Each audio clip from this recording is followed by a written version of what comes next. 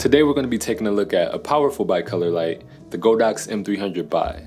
There are a ton of lighting options out there, and a lot of them share similar features, so I know it can be difficult to choose which to get. Other factors like the effectiveness of the light, ease of use, portability, things like that can help in choosing a light. So I want to quickly mention some features, but after that, I really just want to focus on using the light and seeing what it looks like. So included in the box, you're going to get the light, a reflector, the controller clamp, cables, and a carrying bag. So first, this is a bicolor light, so you can adjust the color temperature from 2800 to 6500 Kelvin. And that's going to give you a lot of versatility for different lighting scenarios. Along with that, you're also going to have 7 different lighting effects, a few being lightning, candle, and the fire mode. And within each effect, there's a few different variations, so you can pick the one that works best for you. This light does have a fan to keep it cool, but in my opinion, it isn't loud and shouldn't be a problem. You can turn it off in the settings if you like, but that will affect the maximum brightness that you can get. There's another light that I own that's very similar to this one, and that's the Godox M300D. And there's just a few key differences between the two. The M300D isn't bicolor, there's only 4 effects, but it does have a brighter output.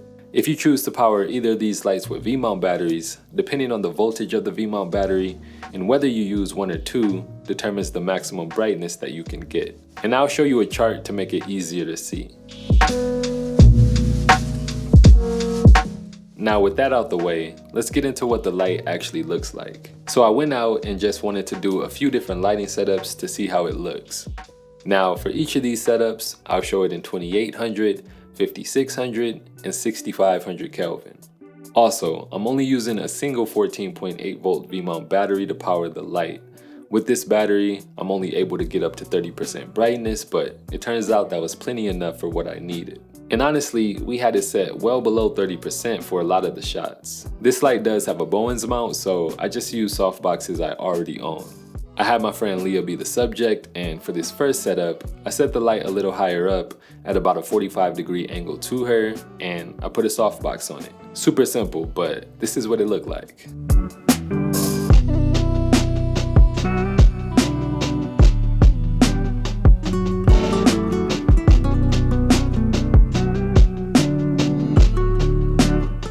For the next one, I wanted to boom the light above her, so I attached the boom arm to the C-stand.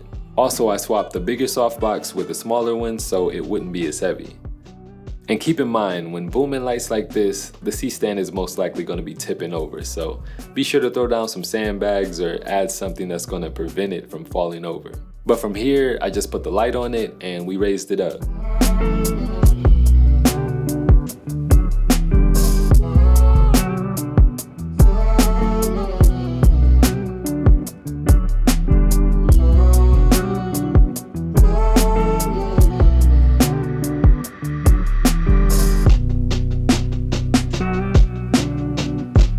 For the last setup, I attached the Fresnel to the light, and this Fresnel is the Godox FLS10. With this, you're able to channel the light and make it less widespread. So here, I set the light behind her, pretty much the opposite side of the first look, and I just had her turn to the side. I used the harsh light to create a contrasty look, and I think it looks pretty cool.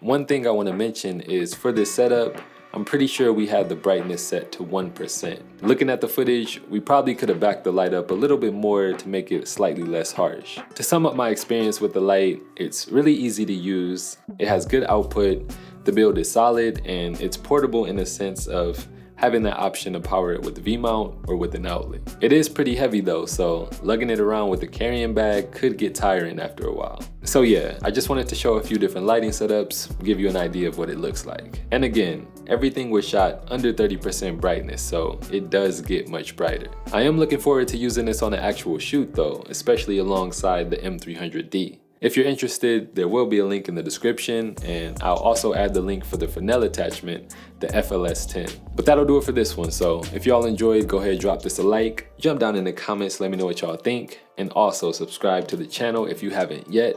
It only takes a second, and I will see y'all real soon in my next one. Peace.